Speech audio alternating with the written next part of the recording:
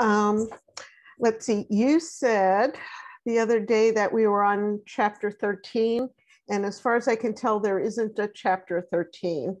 There, so it must have been the we last end on chapter. 12, which I finished up, and then there's this whole big story. By Rabbi Glazer? Yeah. Yeah. That No, we're takes off not. like half the book.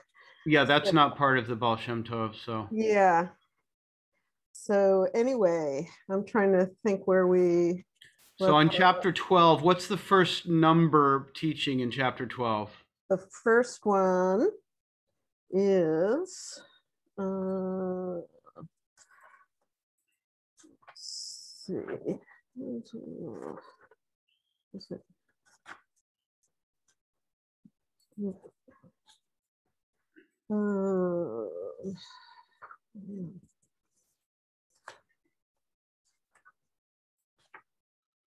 Does anyone else have the book in front? Here we go. Oh, okay. First teaching in chapter 12. Okay, and that's very short section called Concluding Advice. And it says, proclaiming God's praises and then supplication. What number is it? It's 149. Got it. Okay, good.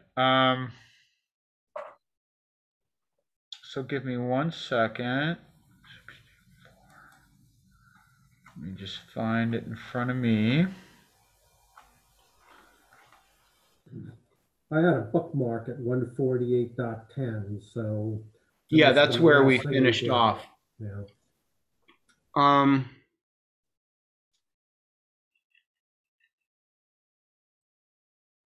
Okay, so Cheryl, will you read 149? Yeah. Let's see, proclaiming God's praises and then supplication. Regarding what our sages stated, one should always first proclaim the praise of the presence, and then one may pray. See above.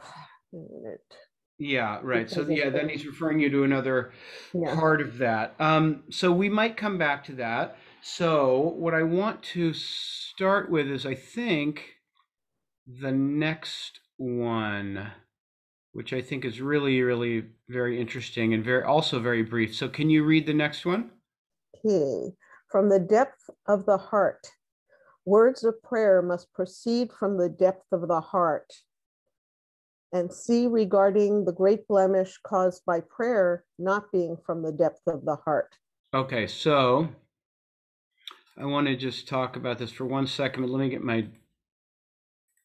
me get this arranged here for 1 second on my computer. Okay. Okay, so so here a couple of times in this chapter he refers to teachings that are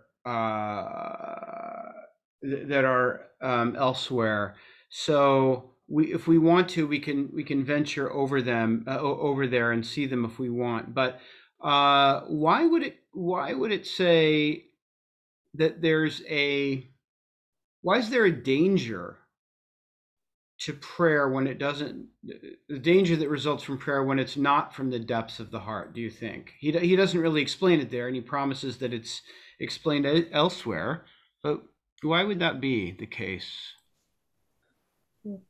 Any guesses, just intuitions? Well, I certainly think it could lead you down the path of self-delusion, that somehow you're fulfilling some kind of mitzvah, some kind of purpose, when in fact you're not, may not really be doing it.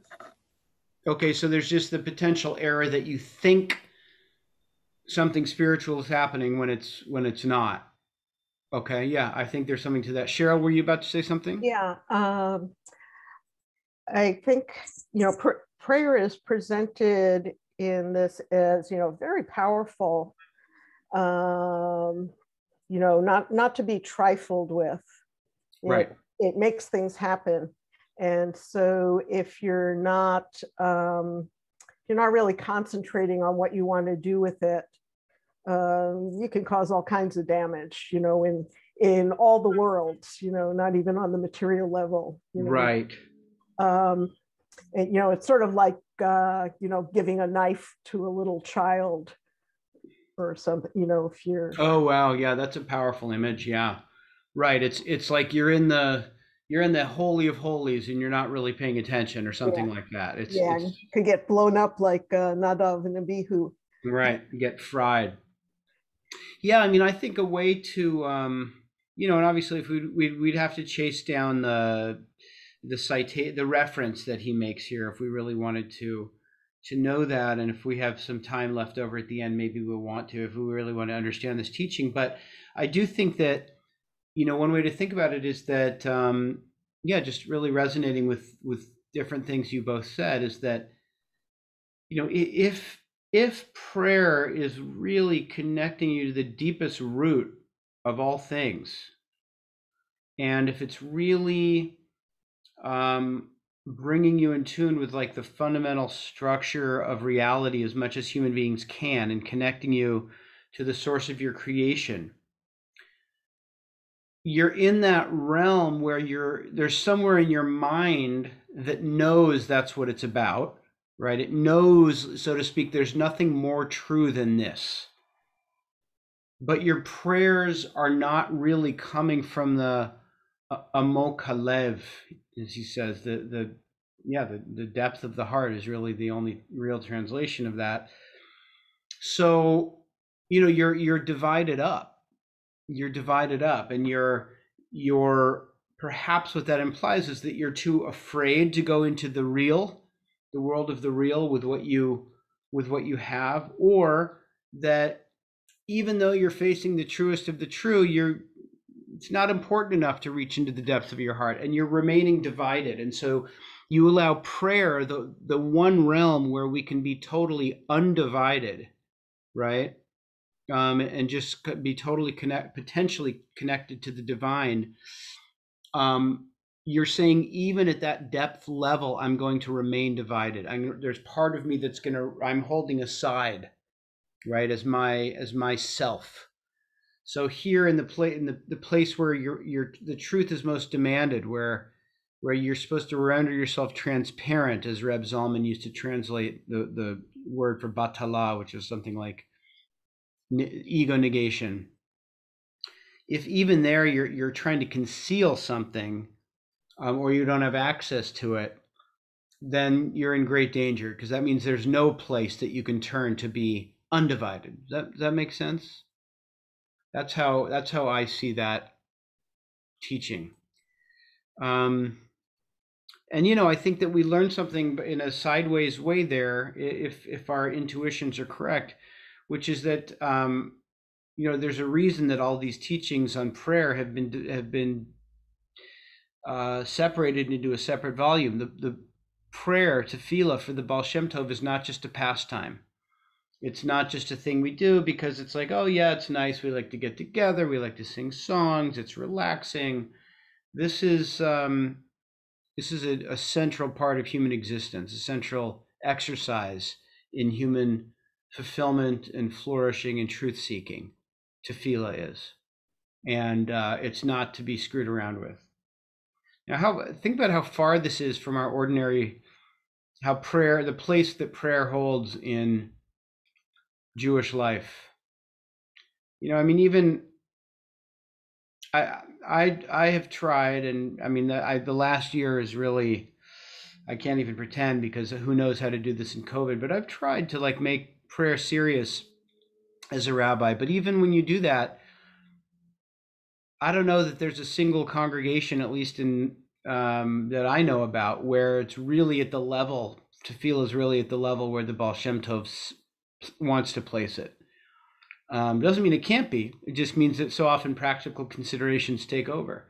I think to pray in this way, you need kind of time and focus and dedication that we usually don't allow it. But I don't know. Maybe that's not true in your experience. I don't always have this happen, but I think I have had something approaching the experience of doing prayer with like this, you know, complete focus and intention. Yeah, right. And when that happens, is that by chance, or what is it? Well, I associate it most, I guess, with when Rabbi Aryeh was still with us, and we were doing services at Pnei Or. And so there was a whole circumstance of being with other people with the same intention, Right. And and being with a tzaddik who can like bring you there, you know, we don't in our usual way of thinking about things. And I've noticed you're talking about this, like you don't really like the idea of a tzaddik, but it can be, you know, if you've got like a true tzaddik, it's a pretty remarkable experience to pray with them. Oh, I'm not anti-tzaddik. I don't know. You seem to learn about the idea once in a while. Well, I'm suspicious of people who present themselves as tzaddikim, yes. Because I think sometimes there's you know, it's something akin to this teaching, right? In a way, there can be a terrible danger in people who are fraudulent. Mm-hmm. That's all I mean. But no, the idea. And I agree with that. Certainly. Yeah, no, I know you do. Yeah, no, I mean, no, but the idea for sure that certain people can elevate those around them, absolutely. I you know, I wouldn't be teaching Hasidism if I didn't think that, because that's what all these cats were doing. Lenny, did you have a hand up or no? Okay. Yeah, no, and so listen, I would just say, yeah, I've experienced this here and there, but for me, you know, I don't think that most communities dedicate the time, first and foremost, the time. And most communities don't have a kind of, there needs to be, as I think you indicated, there needs to be a shared commitment among a core group of people that's what we're trying to make happen in tefillah. And that doesn't always happen. But yeah, listen, but the point is it exists. It's a real thing. And so this is part of, you know, a way to think about Jewish spirituality and tefillah that we don't usually, but it's radical and it's rich in its possibilities. Okay, so that was that number 150? Yes. Okay, because my numbering is different. So for me, that was 165. Okay, so let me just see. There's a couple that I wanted to. Hey, Rabbi, did you? Yes, sir, Harvey. Did you experience that in Tzfat? I remember you had a wonderful spiritual experience in Tzfat. I did have a wonderful spiritual experience in Tzfat. I would say yes and no. Because the reason I say that is that, I mean, look, sometimes I think that one should just take whatever spiritual experience you have and just say, if it was good, it was good. And allow it to stand for whatever it stood for. And other times there's a little bit of you know, I'm on the side of the Kotzker Rebbe, and the Kotzker Rebbe was known for being ruthless in his self-examination and self-deconstruction. And what I'm what I'm trying to say is that I think that sometimes there are external experiences, like the environment. You know, you can't go to Tzfat without you bringing your expectations of what Tzfat is supposed to mean into Tzfat. And you can't go to Tzfat without being touched by you know, by just your knowledge that this was the home to all of these great tzaddikim, and you can't go to Tzfat without the expectation that when you're in Tzfat, you're supposed to feel something heavy. And you know, I don't think we necessarily think of it consciously like that. And so there's always part of me, the Kotzker part of me, that I think exists in everybody. But I try to give voice to it more, for better and for worse. It's really, really always being very suspicious of whether the tefillah was real tefillah, or whether it was just my imagination kind of taking these aesthetic little bits and pieces and making something there that wasn't really there. So My answer is yes and no. And by the way, I don't think being the Kotzker or being a student of the Kotzker was a hell of a lot of fun. I mean, it was grueling because everything was doubted. Everything was doubted. I mean, if you really, I highly recommend this book by Abraham Joshua Heschel. God, it's the one where he looks at he looks at parallels in the lives of the Kotzker Rebbe and of Kierkegaard, and I was reading it really for stories about the Kotzker, not so much about Kierkegaard, but it is very rich if you read it the way he intended it to be read. But yeah, I mean, you really get a profound sense of how intense the Kotzker's self-examination was and how uncompromising was his self-doubt. Not because he was plagued by weakness, but that self-doubt was an instrument that he used to try to get to the truth. And he wouldn't allow any falseness in prayer, which very much, by the way, resonates with this first teaching. We've kind of looped around the thing about prayer not coming from the depth of the heart. So I don't know how to answer. What about you, Harvey?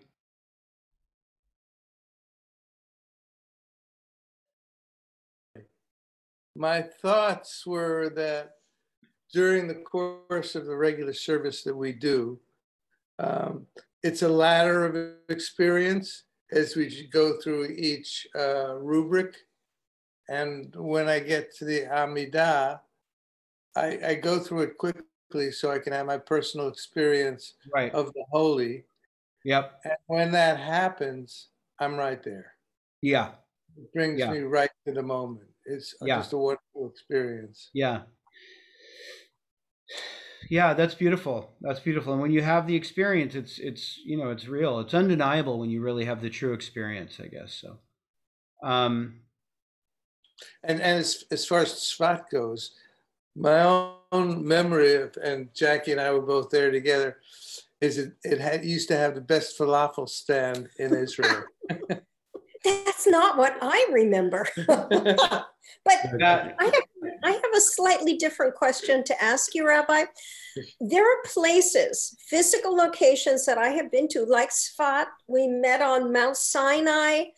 There are other mountains here in America that when I go there, I feel like this is not a place of the earth. There is a spiritual something here that is very transporting. And it seems like a place, or maybe the air is pure. I don't really know quite what it is, but it feels like I'm already part of the way there. If I am here in this location, I am being transported into a holy experience.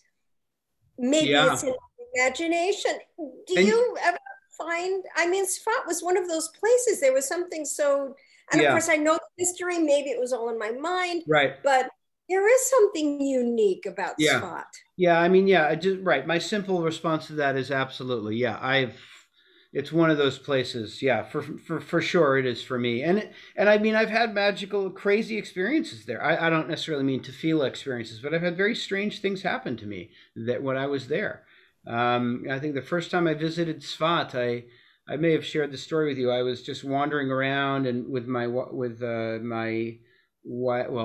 then fiance, and we stumbled into the gallery of David Friedman, the artist who lives in Tzfat, wonderful artist who does all kinds of cool Kabbalistic stuff. In fact, I believe, I could be wrong, I think that this is a David Friedman.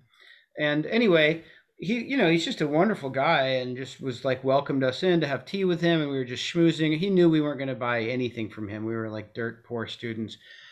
So we were just schmoozing, and he was like, "Oh yeah, you should go to this thing. There's one of the chief rabbis of the Hasidic community just died, and his funeral is happening in about 20 minutes. You should go." Because he was like, "You've never seen anything like this," and so there's that cemetery down in Tzfat, the lower one, not the upper one where all the tzaddikim are. And I went down there and attended this Hasidic funeral, which was immensely powerful and really was transporting. Part of it was like being an anthropologist in an alien culture, but part of it was like being swept up in my own people. And I mean, there's it's nothing like the kind of funeral we've been to. It's much more like a wedding. It was insane. And anyway, so yeah, stuff like that happens to me when I'm in Svat. And yeah, I know what you mean. I want to say one other thing about this, and I think, yeah, I mean,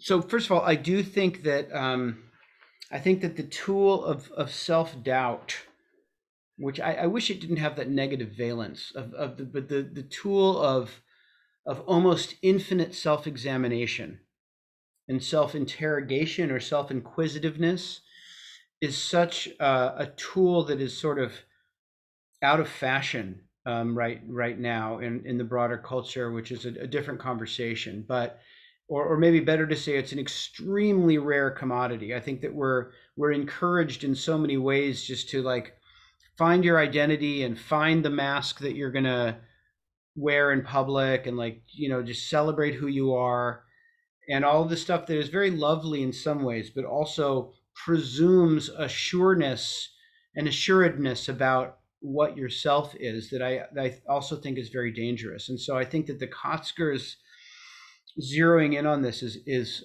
profoundly important, and very, very valuable. So to embrace the experience of tefillah, but also not just grasp onto the first moment of excitement you feel in tefillah, and to say that that was real. Like maybe there's another level. And I would also say I think you need to know when to put that away sometimes, because you can drive yourself crazy, as the Kotzker may have done with that. And then the last thing I want to say is in a totally different direction, and you'll pardon my self-indulgence here, but I just have for obvious reasons, I have a lot of cause to be reflecting on where I am in my life as a Jew and where I'm going. And I don't want anyone to hear this as a negative self-pitying thing, because I could not feel more fulfilled and gratified as to where I am in life and as to where I am going. So this is not coming from a place of sadness. But I want to say, looping back, Cheryl, to something you said about the tzaddik and my own relationship to the question of the tzaddik, as a way of really affirming my agreement with what you're saying, that there are such people. Somewhere along the line, I concluded that, and this for sure had to do with my being in Boulder, and also with my heavy gravitation towards Chassidut, that I came to see the function of a rabbi as somebody whose primary task was bringing people to help them ascend spiritually, to get to the next level.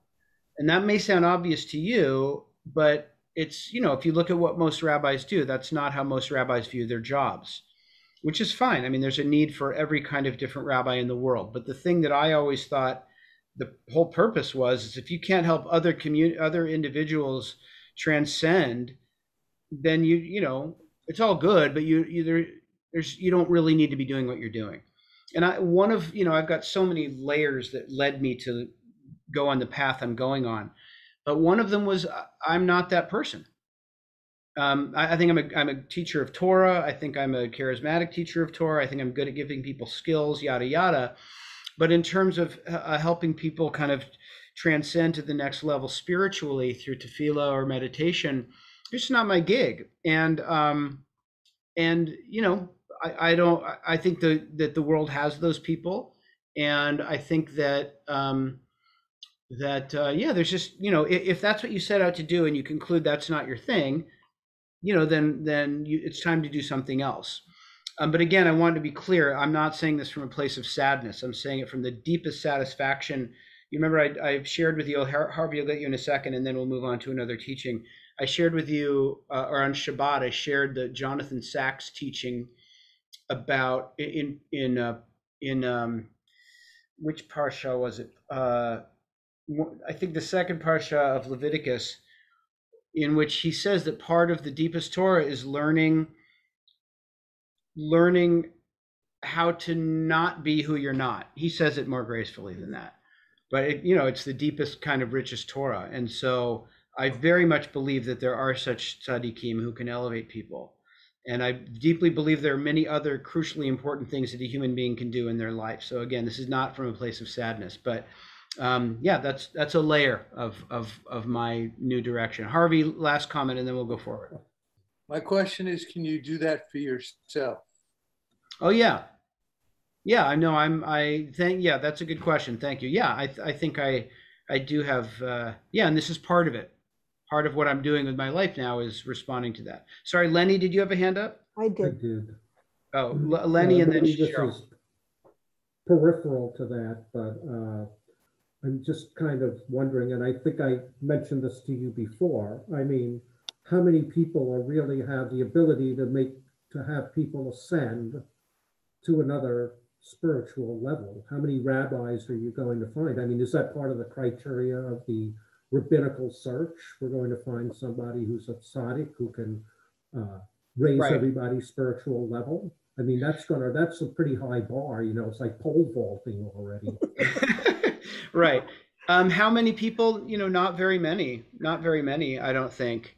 But again, to be really clear, that does not mean that everyone who can't do that should stop being a rabbi. That just means, you know, because there is a need for all kinds of rabbis. There's a need for social justice rabbis and teaching rabbis and, you know, everything. A real deep need for good rabbis who do all kinds of things. That was just always what I felt like, well, that's the core. That's the ikar. And that's what I set out to do. And you know, if I'm going to be a teacher, there are many other contexts where I can teach more often and do all of my, you know, that whatever it is. So I don't think there are very many people who can do that in any religious tradition, but they're there. Okay. Yeah. I mean, what do you think? I mean, I just think that I'm hesitant to say this, but there's some kind of there's an analysis which is going on, which is important, but then there's some kind of meta-analysis that's going on also, which is, I feel some doubt while I'm praying, or I feel positivity while I'm praying, but is it really positive, or am I just thinking, is it positive? Or is it positive or negative, and I'm just thinking that I'm thinking that? You know, it's like holding up a mirror to yourself, and it's a difficult state. No, I think it's hardwired into our brains to some degree. You know, if you read about certain kinds of neurologic pathologies where people repeat the same thing for hours, you know, I mean, but I'm rambling a little bit, but I think that there's a difference between self-examination and self-doubt. And it's a really, really thin line. Yeah, so, yeah. Because Rabbi Nachman, didn't he say that you should, like, I don't want to misquote this here, and I don't know it in the Hebrew or Yiddish or whatever he said it in, was that despair is, it's not acceptable. Meaning that at some point, you know, he said your heart should break every day, but you can't be heartbroken. You know, there's like a thin line and all of that. So anyway, I don't know. Yeah, no, I mean, right. So the Rebbe, first of all, no, I don't think you're rambling. I think that's right on. And I think that there is, yeah, maybe so I want to just emphasize that I think it's a useful tool, but it's also a tool that sometimes we need to put away, right? Because the Kotzker's life ended in a really kind of crazy way. I mean, it wasn't great. And so I think it's a tool that we need to be able to put away. But then and I know that the Chazan, if the Chazan were here, what he would say is, this is all nonsense. Because when you're in it, you know it, right? When you have the experience of unity, for example, there's just no doubt. And I think that that's actually true. But I think that once you've had that experience, it's easy to forget what it was. And then you're so eager to have it again that one is not likely to, I mean, it's not unlikely that one will sort of try to mistake, you know, if you're in a room with incense and chanting, you'll be like, oh yeah, this is what it was like. So, but anyway, I think you do need to put that away. But then yeah, the Rebbe Nachman quote I think you're pointing to is when he says, there's no despair in the world at all, which really blew my mind the first time I heard it. I was like, that's just denial. That doesn't make any sense. And then over time, I think what he meant by that was, you may bring despair into the world. You may like bring this thing called despair, but the world in it, and I'm not sure this is what he meant, but the world in its natural state doesn't have any despair. Because that's the quote, there is no despair. Ein shum yeush ba'olam klal. There is no despair in the world at all. So that's how I've always really understood it, which I think is an incredible thing. So it's true. If you're feeling so, maybe I think you've made a beautiful point. If you're feeling so, such self-doubt, as you put it, if it's self-doubt and it's leading you to despair, then you're not in the right place. You're in a place of fiction, according to Rabbi Nachman. All right. Cheryl, go ahead. Yeah. Let's see. I'm not going into thinking that you're feeling bad about yourself, but I do think you're selling yourself a bit short to say, well, I'm not that kind of rabbi who leads people into this place. You know, I'm a teacher because you know, my experience and my way of kind of going about things is that you try to make everything a prayer. Right. You know, all your actions, all your, and to me, doing this kind of study, or the Torah study that we do together, you know, that also brings me to that place. Yeah, beautiful. And, you know, there, when we were finishing Gates of Light, it was like at the very end of our last class. Yeah. It's like I didn't get a chance to say anything about it because it was so at the end. But we were reading about, you know, some kind of ascent to some level.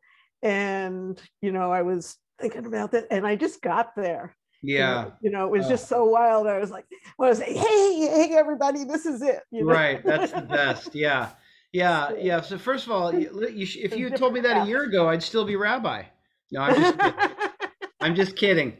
But no, I appreciate it. And I think that's all. By the way, there's a teaching here that maybe that we're going to get to that maybe brushes up against what you just said. I mean, clearly life is not only about prayer, right? If really the only real thing in the world were tefillah, that wouldn't be Jewish. And so it does have to extend out into learning and also into ma'asim tovim, good deeds, and just how we breathe and do the dishes or whatever, right? So I think that's a very good point you're making.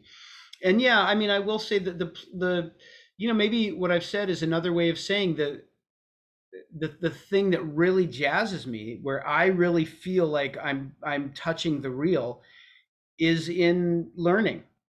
Not because that's more real, but every person has inclinations and, you know, whatever it is. And so I would say music and learning are the two places where I feel like I'm touching what's undeniably real. And some people hit that in prayer and can therefore do it more in prayer. But anyway, I hear you. I appreciate it. And that makes me very happy to hear. Okay, let's look now at one. Let's see. For you, it would be 151 now. Is that the next one? I got confused. Yeah, the next one is 151. Okay, great. So yeah, let's skip this one because this one is a little more obscure. Maybe we'll come back to it, but let's go to 152. This is a little bit longer, and I think this is really interesting. And actually, this is the one I had in mind that I just referred to, Cheryl, that we were going to get to that deals with that topic. So, somebody want to read this? I'll read it. Great. The importance of self-observation in the immediate post-prayer period. It is known in the name of my master and grandfather, the Best, of blessed eternal memory, that upon concluding one's prayer, one must be carefully observant of one's comportment, because one is able to easily fall into a state of anger or other reprehensible dispositions, heaven forfend.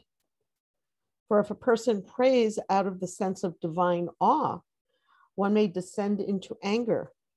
And if one prays out of a sense of great love, one can easily succumb to a needless temptation. Extrapolate from this with regard to other dispositions. The advice given to counteract this is as follows. Right after praying, engage in study or work. These words require deep and broad explanation and cannot be written down. The rabbi and Chassid, our teacher, Rabbi Yaakov Yosef HaKohen associated these gracious words of advice with the Mishnah from Avot chapter 2.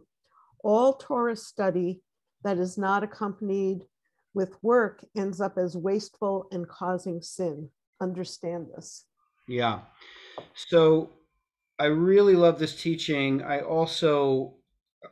a little confused by it because I think I don't quite understand the depths that it must go to if he says we can't write about this here. Because usually that's reserved for very, very challenging theological concepts. So I think that there's something I'm missing here. But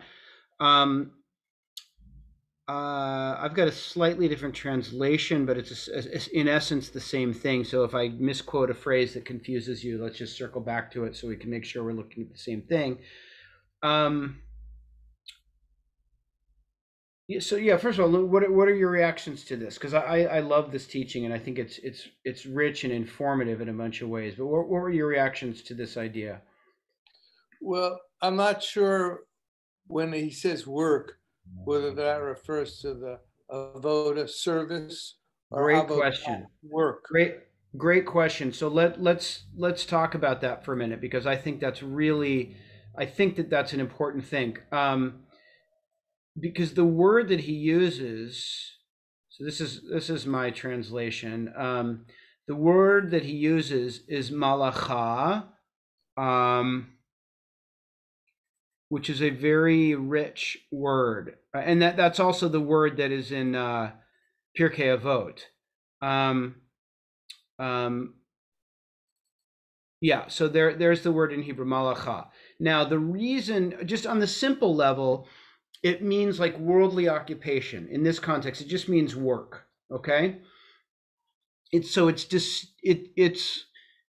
akin to the modern Hebrew word of avodah, which when I say that's just going to be a source of confusion because so in modern Hebrew, avodah means labor, like physical, just I'm going, ani olech la'avodah, I'm going to work. But and so in this context, that's what malacha is meant to mean. But what's interesting here, and I think it breaks down the barriers in a little bit in the way that Cheryl was pointing to earlier, I wonder if the author intended this because the word malacha, as you may know, in the Torah, the word malacha was actual physical labor, but it was the labor associated with the building of the Mishkan. So I think that the simple answer is he means just ordinary work. If you're a stonemason, he means carving the stone. If you're a doctor, he means doing that. But I think the resonance here is that every deed here has the potential to be spiritually infused by your own consciousness. So was that a two-part question, Harvey, or was that all you were going to ask? No, that was all I was going to ask, okay. But this leads to another question, okay. And that's referring to yeshiva bochas who don't do work, who just do study. Now, does this remove the rationalization for not actually doing avodah, or is that something else? It's a good question. I assure you they would have a really good answer to that because I guarantee you they know this teaching very well. I don't know what their answer is. It's a really good question. It's a really good question. I don't know. Yeah. Okay. So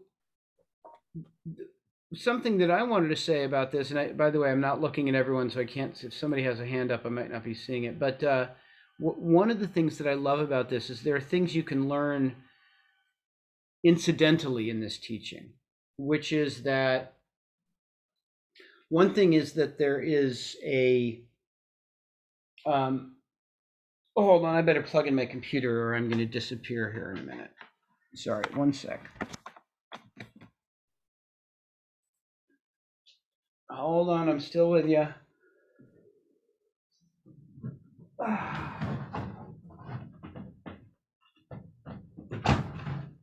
Okay. Hi. Like you got to So, tell me a computer beat tool. yeah, that's right. So one thing that to know is that there's different modalities of tefillah, right? That he's assuming that you can daven in yirah, but you can also daven in ahava. So you can daven with a sense of awe and fear, and sometimes that's appropriate, and other times you can bring the kavanah of ahava, of love, and that's appropriate. And then he alludes to the fact that there's many other levels of this. And there, I think we're probably a little bit in the realm of Kabbalistic kavanot and da-da-da-da-da. But, one of the things we haven't really talked about in this class, because it's not so much what it's about, it's a little bit more about Gates of Light, the book Gates of Light, is you bring certain dimensions to your tefillah depending on what's happening in the world and what the world requires and what's happening in you. Okay? So that his assumption is that you're aware of that. And he's saying, look, if you're in the modality of ahava and wanting to, put forward that energy of love that connects you to Hashem, and then you hang up the phone from your tefillah, and you're still in that modality, like, your love is radiating out, like you better be careful, because you can just cling to anything, right? So imagine, we're talking about prayer that's like, that it's not even that the prayer is so efficacious that you're transformed by it, but that you are so much drawing on those psychological, spiritual energies in yourself that you've transformed yourself. You're pouring love into your prayer. And so you walk away from the prayer, and if you don't have a channel for this energy that's radiating out, you're going to love, it could be, if you look at love as the power of clinging to other things around you and trying to integrate them into yourself. It could be food, it could be sex, it could be somebody who is not trustworthy of your love, and you could really get yourself into trouble. So I love that, just as such a high standard for tefillah, right? Imagine really trying to focus on that. The other thing I love about this is that I think so often in our tefillah, we're so undirected, because we don't really know what it is to pray, and we're praying to God in some like generalized sense, like, oh godness, sweep me up, and that's not bad. But if you can direct your prayer to certain midot of the divine, awe, love, agency, or receptivity, acceptance, whatever it might be, that can be a way to really focus your meditative tefillah. So then, right. So then he says, now help me understand this. Tell me what do you think? Why you might think that he would say, oh, whoops, sorry, this should say words, not worlds. So he says Torah or Malacha. You might think that he would say, focus it on Torah or some other spiritual meditation. Why does he dafka say Torah or worldly occupation? Like that should be the channel. What help me? What's that about? I know. All right, let's hear the correct answer. When I was reading this last night, actually this kind of the whole thing brought me right to the experience of what was like davening with Aryeh. Like this was a problem we had. It was like all this great energy would be released, and everybody's singing and dancing and in ecstasy and bliss. And, then that song is over. And what do? Right. And I always remember Aryeh going, okay, everybody settle back down now. Right. He hadn't always quite figured out, like what to do next after the energy got raised like that. Right. What, there's like the energy, that gets raised by the tefillah. And then there's also like it needs a direction. Right. It needs a container. That's right. And so, you know, Torah can be a container. The way I would say it is in one world, you know, in the thinking world, you know, it's going to be a container for that energy to put it into thought. The malacha is a different kind of container that, you know, you right. take that energy and right. So the teaching is something in the physical world. Yeah. So the but teaching you can't just somehow, run around loose. Anything could happen, as they say. Yeah. So the real teaching is just to be mindful, whether it's Torah or malacha, whatever it is, just be mindful of that you have that energy with you and make sure that you're channeling it. You know, the other thing that I think is so interesting about this teaching is that if you look at malacha again, just in the simplest way as just, you know, your work or worldly deeds or whatever, you know, you're talking about Torah is up here and malacha is down here. So it just it covers, that would be one way to look at it, is it covers the gamut. Like whatever you're doing, make sure you're focused. But if we look at malacha with the more like pregnant sense of that word as being like, whatever you're doing, make it holy, make it as though you're creating a vessel for divine worship, then the teaching takes on you know, even a richer meaning there. And I almost got into one of those like very excited states that I can't describe. But, you know, when we talk about malacha being the work of making the temple, the temple is a container for the God energy. Yeah, right. Right. So it's like at that, you know, material level.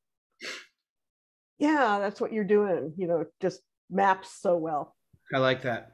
Lenny, you had a hand up. I just want to say maybe also on just a really simple or simplistic level, it means don't dissipate the energy, right? Maybe that's not, after you achieve that, maybe that's not the right time to, you know, eat gefilte fish and have a gossip or something. Yeah, that's right. Oh yeah, that's right. If you think about it as like words, divrei batala, like words of just gossip or nothingness. Yeah.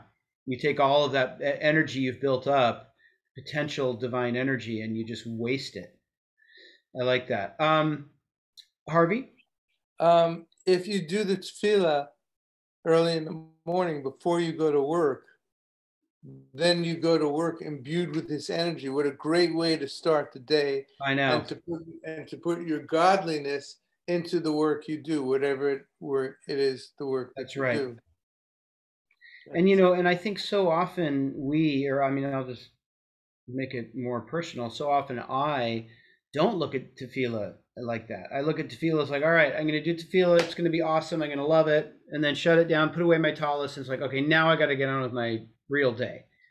But this teaching highlights the permeability of these realms if you pay attention to it, right? It's like, okay, now I have this powerful prayer experience. And now I'm going to fold it into, like, I've got to take Eliav to school.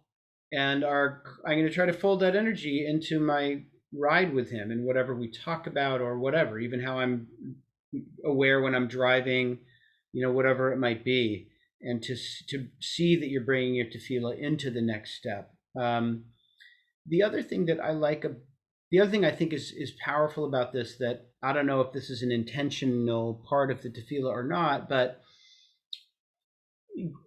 Hashem takes all of the different divine energies and harmonizes them in the appropriate way.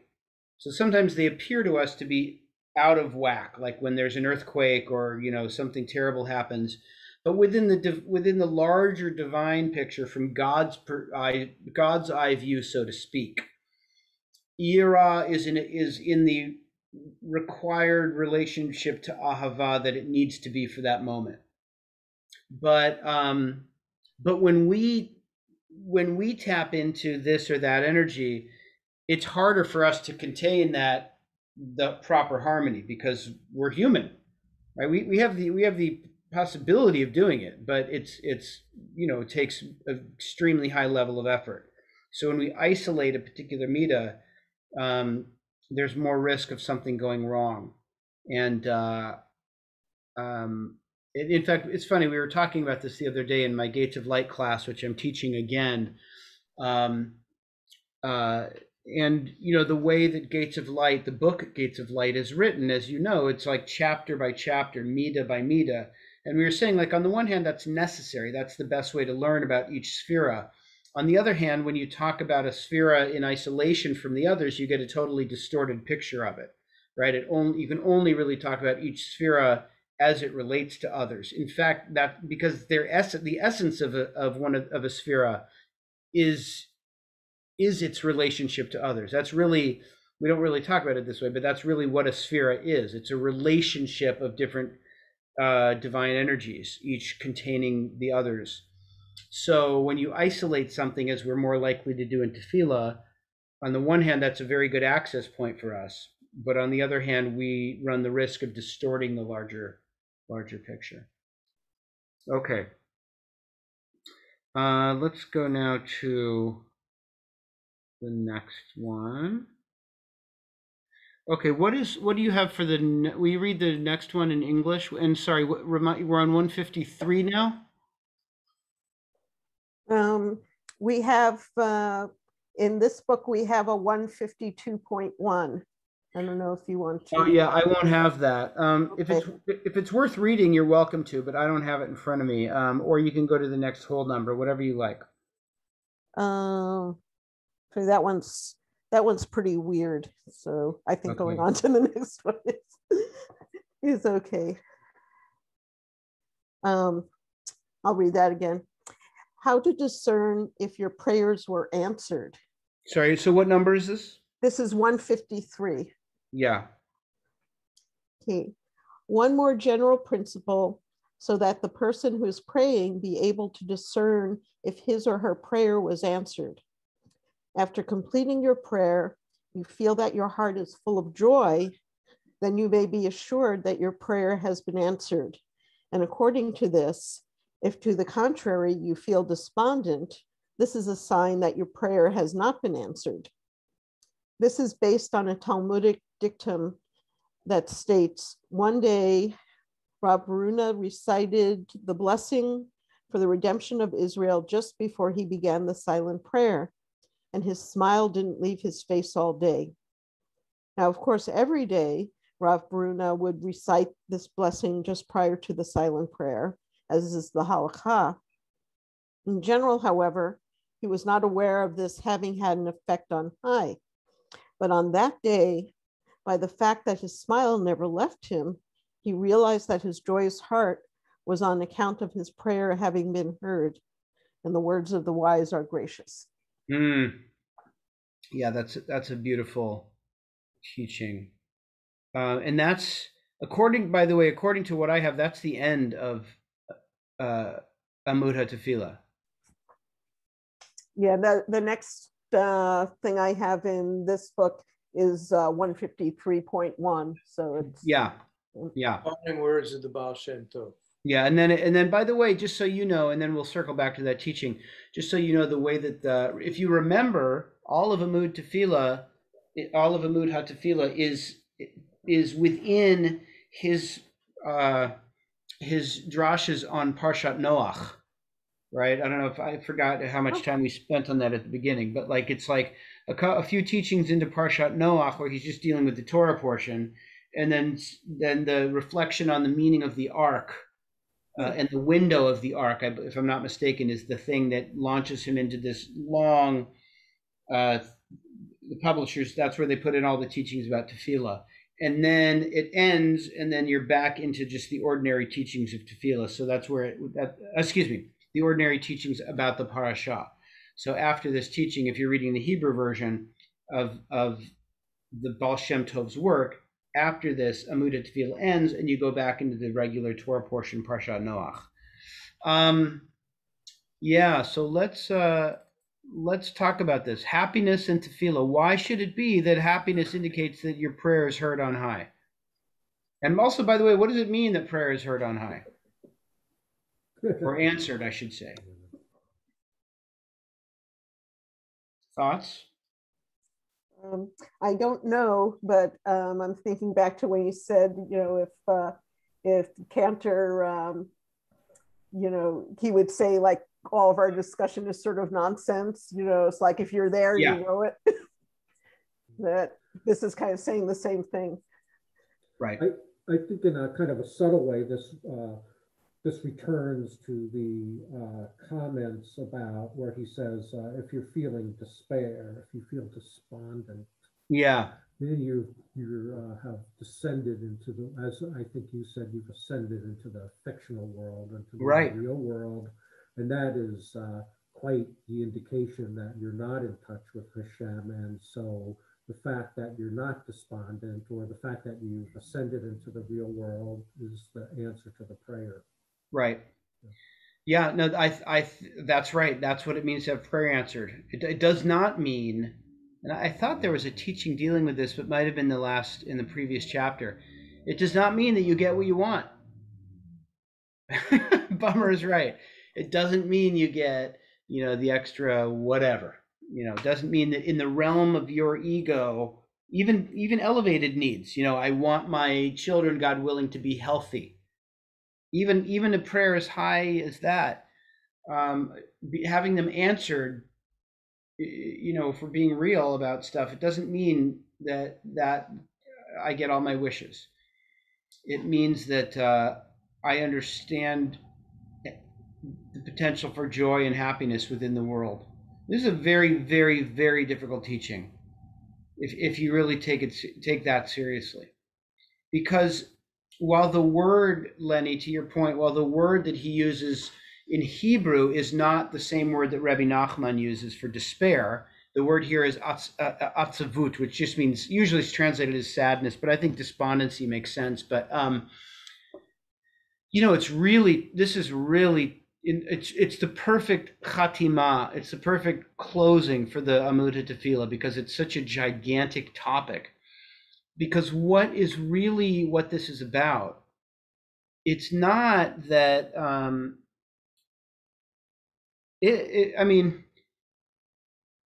it's not just, hey, if you're praying right, you're happy because the music is wonderful and your rabbi gives a good drush and blah, blah, blah.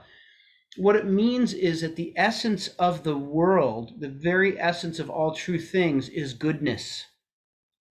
There's goodness and joy. And that's why God's fundamental attribute in Kabbalah, in the Sfirot, God's the essence of God, the name, according to Jikatilia, referring now to the other book, the name from which all of the other names are really branching out is Yud He Vav He, which is the name of mercy and goodness. So the world is not a place of arbitrariness and randomness that can either be good or bad. At its the ikar of the ikar, the essence of the essence, is goodness. And so according to this teaching, if you walk away from tefillah and you don't feel that goodness and therefore joy and happiness reflected in you, then somehow you didn't touch it. Somehow you didn't really, your prayer wasn't answered, I think, meaning you didn't really connect. Right. That's a heavy thing to say to somebody about tefillah. Because people have real stuff going on in their lives that causes real sadness and real heartbreak and real trauma. And so I don't throw this teaching out there lightly. It shouldn't be taken lightly, because it's saying in spite of all of that real stuff, there is a realm at which we can elevate, or to use the language of the Kabbalists, to sweeten the judgments in such a way that we see them as part of a larger picture, the largest picture in which they too are good.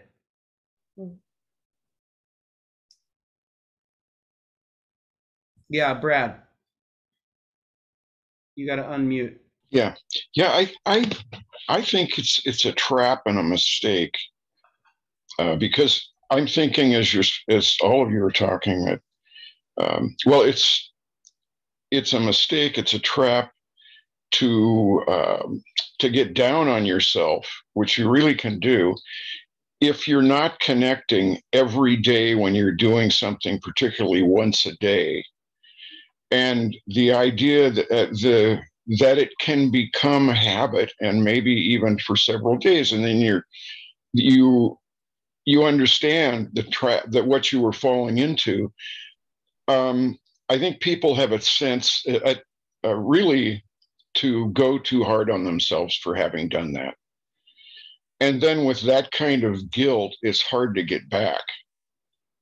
It's an extra step up.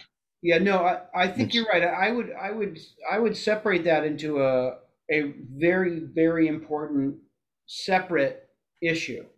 So just to clarify, 'cause I really agree with what you said, but just to be clear, and then I want to just offer some words of support to that because I think it's true. But just to be clear, what he's talking about, if you walk away from prayer and you don't feel happy, he's saying your prayers weren't answered, right? And I'm tying that into the notion that in the Kabbalistic worldview, in the Hasidic worldview, the universe is fundamentally good, like really good. Everything is good. All things are good. And so he's saying in tefillah, you can really, when your prayers are answered, you can really touch that. You understand it. What you're saying is a very, very important related issue, which is that if, let's say, your prayers aren't working every day, or if they're not happy, or if you're bored, then what is your response to that? And I agree with you. If you're down on yourself, or you're mad at yourself, or you're frustrated, then you're adding another obfuscation, another layer. And I think you're absolutely right. You got to just, for want of a better term, roll with it. You got to take a breath and say, okay, well, that was my tefillah today. There's a place for that kind of tefillah, and tomorrow I'm going to, approach it again. Exactly. In a new, with a fresh heart. Yeah, I think that is important. Yeah. Don't think badly of yourself, in other words. Yeah.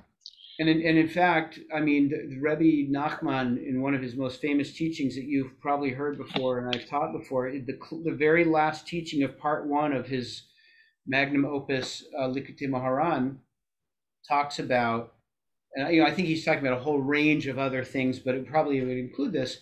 He would say, no matter how down on yourself you get, no matter how fake you think you're being or how misguided you are, you've got to go down and find that point of goodness within yourself and celebrate that. Like, focus on the fact that there is an ineluctable, irreducible point of goodness within you. That you have to remember, because if you get too down on yourself, it's just gonna get worse and worse. Other thoughts about this beautiful little closing piece? It's reminding me of when I used to spend my days working with trauma survivors.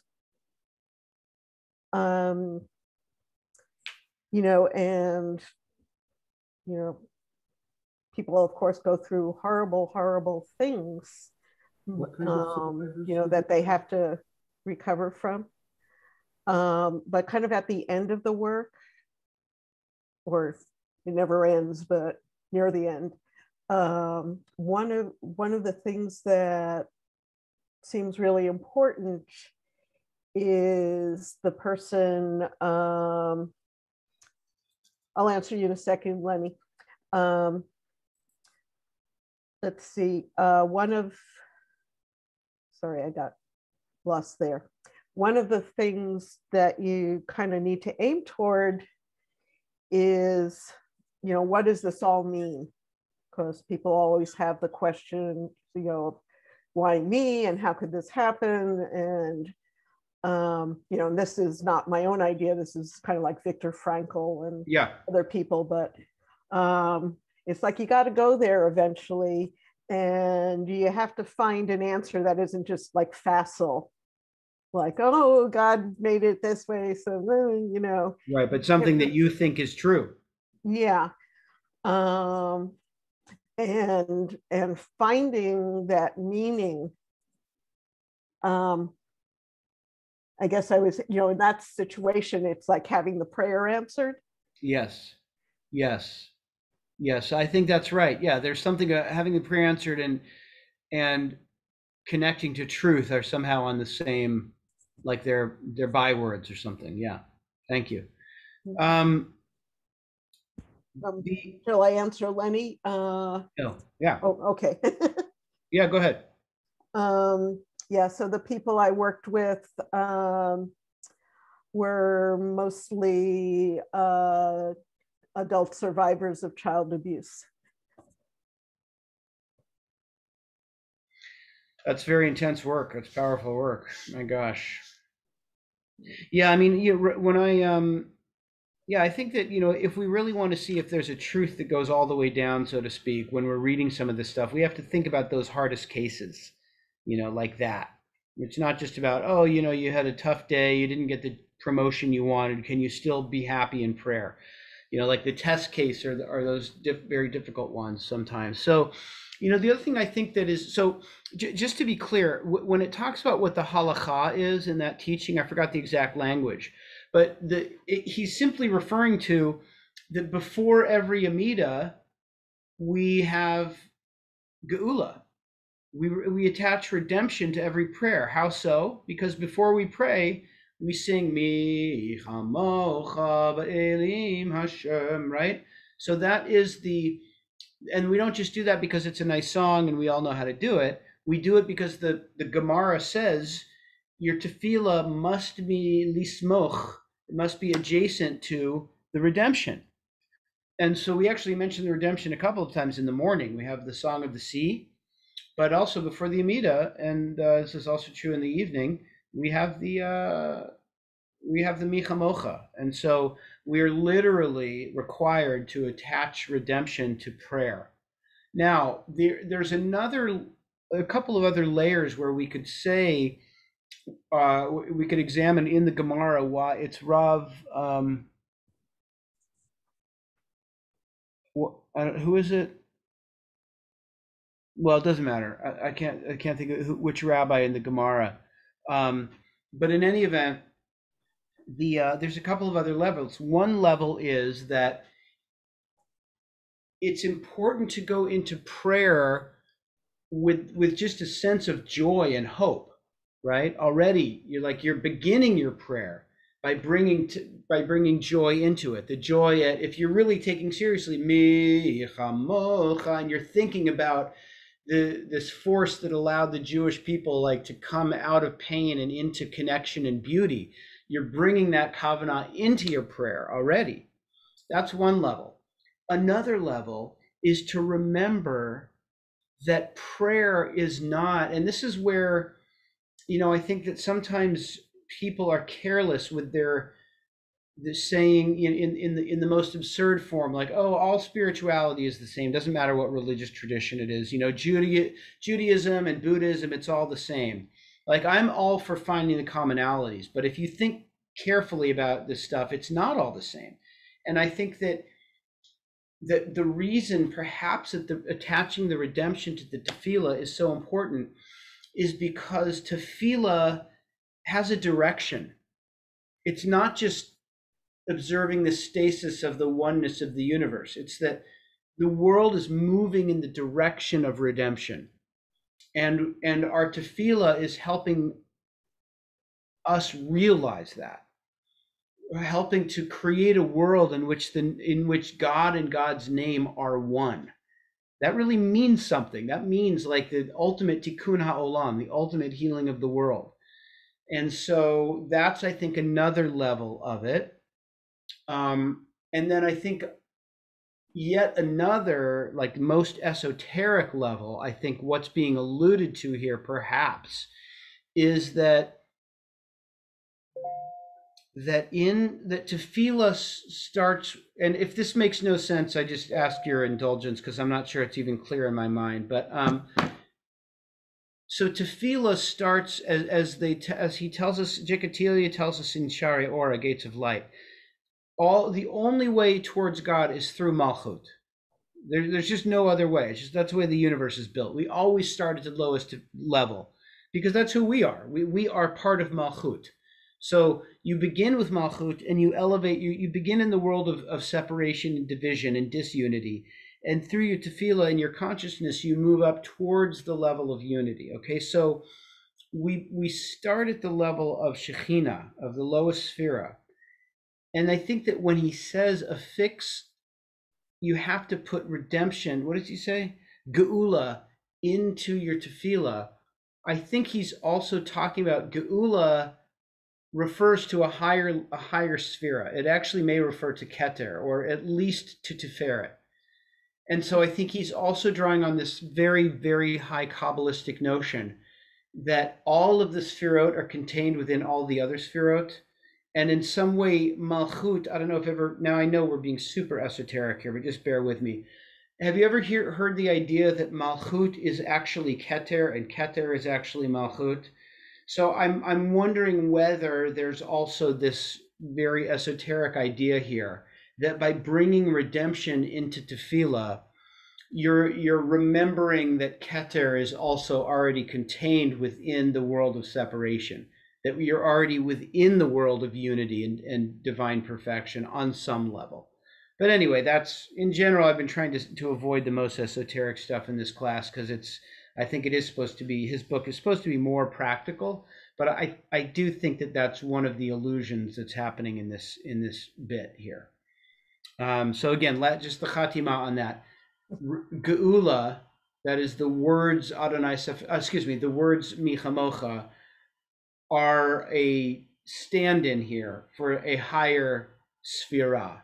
And you're beginning your sphera by remembering that you're already in the unity in some way before you even begin to pray. And that was maybe why the rabbi walked around with a smile on his face all day, because he realized it's imminent. It's right here. That's probably the very best place to leave this class with that beautiful idea. And I feel like I wanted to have a discussion about whether we should continue, but I think the attendance for the last couple of classes is kind of the answer here. I think we've finished the book, we've played it out. You guys are you're the true seers, you're the true seekers. You stuck with it to the end, but I think we've done the Baal Shem Tov. It was going to initially be a broader class on the Baal Shem Tov's teaching, but it turned out just to be about Amud HaTefillah. But I think we should leave it here. Lenny, you unmuted yourself as if to say something. I can't stop making jokes. Maybe I just do it. I was going to say maybe we should start it with the Shulchan Aruch next. Just to go in the other direction. The set table. I think I do think I have one more class in me before I wrap up at the end of June. And I don't know, it might just be like a Gemara class, because I've actually never taught Gemara, and just do as slow as we like. Do maybe like just over the whole class, do a single daf over a few weeks, just so people get a sense of the richness of the Gemara and what's in it and maybe how to approach it. But let me think about that. It might not be the time to introduce another class, but I will think about it. Anyway, I thank you all for sticking with it and for bringing your hearts and your minds and your neshamas to this beautiful text. I would like just to keep going. I would like you to keep going with us. I don't care what it is. Right. Here. Here. Yes. Okay. I can't believe. Do you mean there's not going to be a? Okay. There's not going to. This is. There won't be a meeting in 2 weeks. Is that what you're trying to tell us? No. Yeah. No, that's what I'm saying. I'm saying we've finished up this class because we started with like 15 people and now we're down to you wonderful souls. But and also we finished the book, so I think it's good to have an ending on it and call it there. And listen, there's many more ways to access the Baal Shem Tov. There's a wonderful book by who wrote what am I thinking of? Is it Wiesel's book? No. Who wrote Tales of the Baal Shem Tov? Buber? Is that? Oh yeah, sorry, Buber. It was Buber. Yeah, thank you. Tales of the Baal Shem Tov is a book that's really wonderful.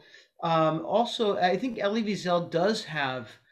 He certainly has a book on different. I'll tell you what. I'll make available if you're curious about books on Chassidut and of the Baal Shem Tov in English. Send me an email. Yeah, go ahead, Cheryl. I may be speaking for everybody, but I'm at least speaking for myself. My question is not what's the next book I should read. It's what's the next book you're going to teach us. Right. Yeah, I'm not sure yet. I think Yeah, so I think it might be Gemara, which for some people is not the direction you would expect, but I think it's one thing I haven't really taught, and it's so cool, and it's so amazing and so rich. I would certainly so appear for that. You would like that? You would Definitely. like that? Yeah. Yeah, and I'll tell you something, you know, I could easily do what I did for the Torah study class years ago. Just call everybody and remind them it's time to study with the rabbi. Yeah, well, that's true. My guess is there are a few people for whom just the reminder would be helpful. I do think other people felt like they had their fill and it was good and they were done. But yeah, no, that's good. And I think the only other book I might do is the Kotzker, because I keep alluding to the Kotzker, but I've never really taught him. But he can really be exhausting because he's so intense. But anyway, let me think about it. I'll be in touch. All right, everyone. Take care. Thank you. Thank you. Yasher Koach, we love you. Yasher Koach.